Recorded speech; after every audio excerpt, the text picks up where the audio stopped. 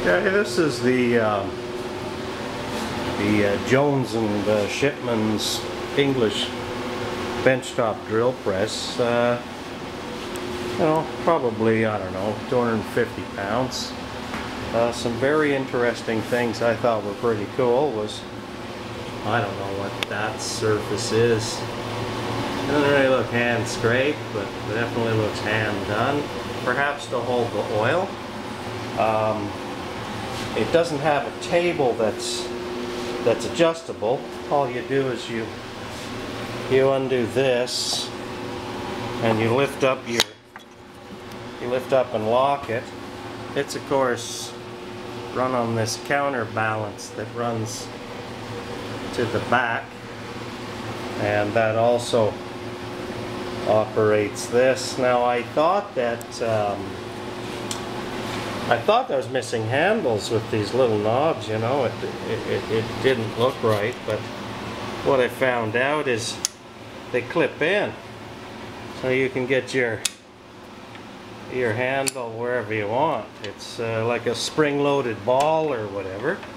Kind of a clever little design. Little stop knobs. Nothing really fancy. This is your adjustable guard for your quill. You know, so if you lower that, you would lower this. Or come see, come saw, kind of hard to do with my hands full, but anyway, nice little idler pulley. It's a little 3-belt system. Little Westinghouse motor, massive motor mount built right into the gas for a little 1/4-inch horsepower motor, but it looks like all my bearings are open. I can access them through a little bearing cap here. In all cases, I'm not sure about the motor, but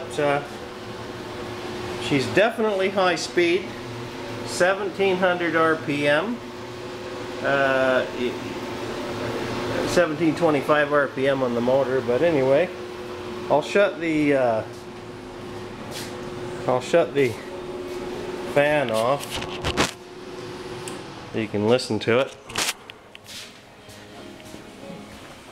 This is you know, a 1932 National Research Council Jones and Shipman, which are still in business, but I mean, listen to how quiet that is. That's crazy for 80 years old.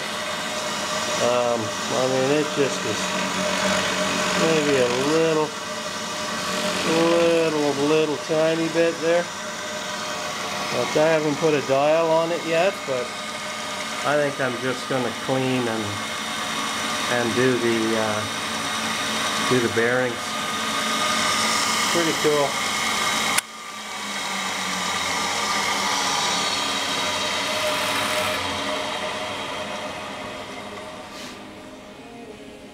Thanks.